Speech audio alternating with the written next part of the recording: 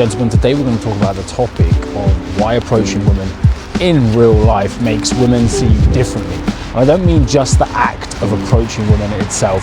I mean actually how it changes your nervous system, how you regulate yourself. So the women meet you, they just see you as a guy that's a little bit different. My name's Tim and I help guys work through dating, learn how to become more attractive, more shaggable versions of themselves. So if you want to be that, and shag, by the way, is an English word for getting laid. So if you want to become more shaggable being the verb of to shag, or is the verb the right word, then keep watching this channel. Alright, first of all is this: you learn to act without permission. So I think most men underestimate how important this is. If you look back historically, most men met their significant others through either work, through church, through essentially pre-approved social containers. Their social environment gave them permission to pursue other women romantically. Whereas the dark side of human history is that throughout a large portion of human history, tribal leaders, kings, chieftains have had harems. They would take all the most attractive women and they would have them for themselves. Now, who are tribal leaders looking for permission from? Nobody. They give themselves permission. They are, even if ethically we might not agree with a guy taking all of the women for himself and everyone else going with nothing, they are giving permission to themselves. They are internally authoring themselves to take the action that they want. Ultimately, a man who gives himself permission and doesn't seek it externally is going to be, if you want to think in an alpha male, beta male mindset, he's going to be more alpha. And women are hardwired to be attracted to these traits. Oh, speaking of women, and this is a real game changer really in masculinity, because I certainly, if I look at my own journey, I can say that when I was younger, I was always looking for external authority, for permission to act. You know, does that girl like me? Is it okay to act? Is it okay to go and say hi to her? And I was regulating my behavior based on what my external environment told me to do. Now, I'm not saying that you shouldn't pay attention to your external environment. Obviously, that's important. You know, if a girl's in floods of tears or something like that, you might not want to chat her up at that moment in time because she's probably not going to be open to that. Of course, pay attention to your external environment. But when the permission to act comes from yourself, that's a real game changer. Gentlemen, the sponsor of today's video is myself. Now, have you ever had it when you're messaging a girl and you don't know what to say? You send that opening message, you wait, you hope for a reply, and then it never comes. Well, I got some good news for you. I have a free resource for you. So I've actually got my best ever opening message. I actually tested this last month. I got 29 contacts from women and I got 21 replies. So yeah, 72.4% reply rate. Now, bear in mind that is based on my level of skill. Results may vary, but this is by far the best opener, this and variations of it, that I've ever seen. It's yours for free. All you got to do is go to timothyrobinson.me. I will attach a link down below and you can download that straight to your email. Back to the video. All right, secondly, you get better at improvising under pressure. So when you are talking to your friends, when you're talking to your loved ones, people that you know well, even work colleagues, business associates, a lot of the time you can free associate, you freestyle the conversation. You know, when we hear rap musicians freestyling, we think that's wow, but what we don't actually realize is that we are freestyling conversations most of the time. And we're able to do that because there isn't pressure on the conversation. Put someone on a stage, public speaking, or put someone in front of a woman they're attracted to, all of a sudden there is pressure, and our ability to free associate, to randomly pair concepts into speech, it can often diminish very, very rapidly. And women can sense this. Your ability to regulate your own nervous system when there's stakes attached, when you're around a girl you're attracted to, if it's not something you've done before, you're not likely to be that good at it. It takes practice, it takes time.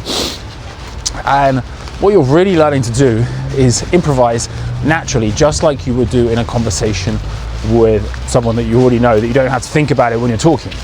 And when you meet women, and you can do this easily, they are going to pick it up straight away. All right, lastly, you become a better leader, because who are you learning to lead? Yourself. Before you can lead anyone else, you must learn to lead yourself. And where more authentically can you learn to lead yourself than in the pursuit of genuine attraction, than by genuinely allowing yourself to pursue what you desire. In fact, I'd argue it's true that a lot of the times the things we go after, whether that's business, wife and kids, etc., these are almost like smoke screens where we lie to ourselves. If I get these things, I will be happy. That's almost like the joke of modern materialism, right? Like, we think the more we have, the happier we'll be. Whereas in reality, often those things might be pre-approved by society. Get the house, you get the wife, get the kids. I'm not saying any of these are bad, by the way. These are all great things to have in many cases.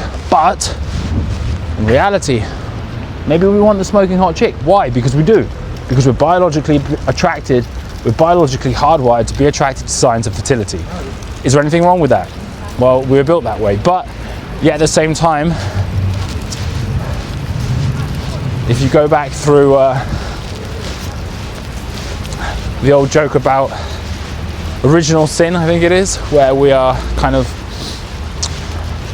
lust is a sin, right? Lust is a sin, but according to certain ancient texts, lust is a sin. Yet in reality, it's part of our wiring. You know, I've heard it said that men have fought wars before, i.e. they fought in battles where their life was on the line, and they did not find it as scary, as intimidating as going up to a woman stone cold sober and starting a conversation. And I think that's very telling. Men will do a whole number of things in the pursuit of being seen as being masculine. I'm not saying that is not masculine, but men will do many things in the pursuit of being seen as masculine. But what is truly the most masculine thing you can do, in my opinion, is to go after what you want without apology. That is self-leadership. If you want to lead others, you first must be able to lead yourself. And this practice of going after what you want time and time again, because in reality, most of the time when you approach a woman, they've either got a boyfriend, they might be polite, even you get their number, but it's a small percentage of the woman that you're actually going to pursue things further with. And you know, if you are looking for a wife, realistically, you want to give yourself the gift of being selective, so the chances of you actually shacking up with the first girl you meet are very slim. You're going to have to approach a lot of women. You're going to have to get used to taking action and seeing the bigger picture. On top of that, for leadership as well, is pursuing women without pre-social approval requires the ability to pursue something without a clear laid end goal being given for you. For example, if a girl checks you out and you go and say hi, you know there's like a decent chance she's not going to reject you. Whereas if that girl is giving you no social signal that she's open to being spoken to, and you go and do it anyway, you are having to move forwards and create the vision in your mind, even though the actual goal itself is abstract, if that makes sense. And that's the exact same skill you need in business. That's leadership. It transfers across all domains. First of all, you learn to lead yourself, then you can use that same skill to lead others. Now, everything that I've listed in this video, I believe, is translated, it's communicated through your nervous system, through your body language. You develop these skills through action. It's my opinion that no one is really born with these skills. We might have you take a tennis player like Roger Federer, he probably has had a natural inclination to be good at tennis, yet at the same time, he had to hone those skills over time. People may be better or worse at this at a base level, but actually getting it to a decent standard takes work for every man. Anyway, guys, call to action. If you want help in this area of your life, if you want to improve your dating life, if you want to get more confident when you talk to women, if you want to go on dates, actually have physical intimacy, which is an important part of a man's life, this is exactly what I help men to achieve. So you can send me an email at timothyrobinson@timothyrobinson.me. Let me know what your challenges are in this space. I do offer one-on-one coaching in person and online over Zoom. and I will see you on the next video.